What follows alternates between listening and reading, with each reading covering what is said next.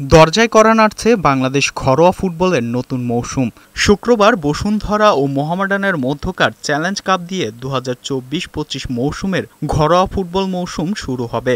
এরপর আগামী 29শে November premier league ও 3রা December শুরু হবে ফেডারেশন কাপ।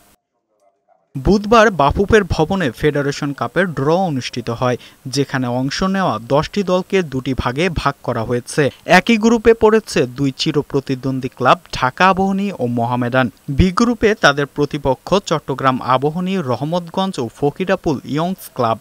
এই গ্রুপে বর্তমান চ্যাম্পিয়ন বসুন্ধরা কিংসের প্রতিপক্ষ Bangladesh police, Fortis club, Brothers Union ও ঢাকা ওয়ান্ডার্স ক্লাব। গ্রুপের প্রতিটি দল একে অপরের মুখোমুখি হবে। গ্রুপ সেরা দুই দল খেলবে সেমিফাইনালে। প্রতি মঙ্গলবার অনুষ্ঠিত হবে ফেডারেশন কাপের খেলা, আর প্রিমিয়ার লিগের খেলা হবে শুক্র ও শনিবার। এবারের লিগগুলো প্রতিদ্বন্দ্বিতাপূর্ণ হবে বলে আশা লিগ কমিটির চেয়ারম্যান ইমরুল হাসানের।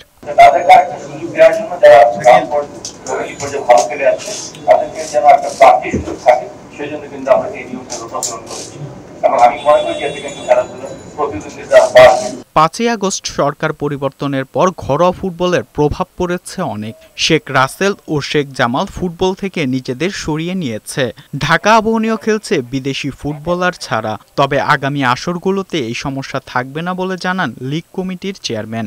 বিভিন্ন কারণে হয়তো কোনো লিগে অংশগ্রহণ করতে না পারে, তো সেটা নিয়ম অনুযায়ী যে সমস্ত ব্যবস্থা নেওয়ার কথা তারা হয়তো রেলিগেটেড হয়ে যাবে, আবার খেলে তারা চলে যাবে। তো আমরা যে সব কাজ করতে যাচ্ছি। এবারের ফেডারেশন কাপ ও প্রিমিয়ার লিগ ফুটবল অনুষ্ঠিত হবে দেশের 3টি ভেন্যুতে। রাজধানীর বসুন্ধরা কিংস অ্যারেনা, কুমিল্লার শহীদ ধীরেন্দ্রনাথ দত্ত স্টেডিয়াম ও ময়মনসিংহের রফিক উদ্দিন ভূঁইয়া স্টেডিয়ামে খেলা হবে। সাজ্জাদ সাজু, বৈশাখী সংবাদ, ঢাকা।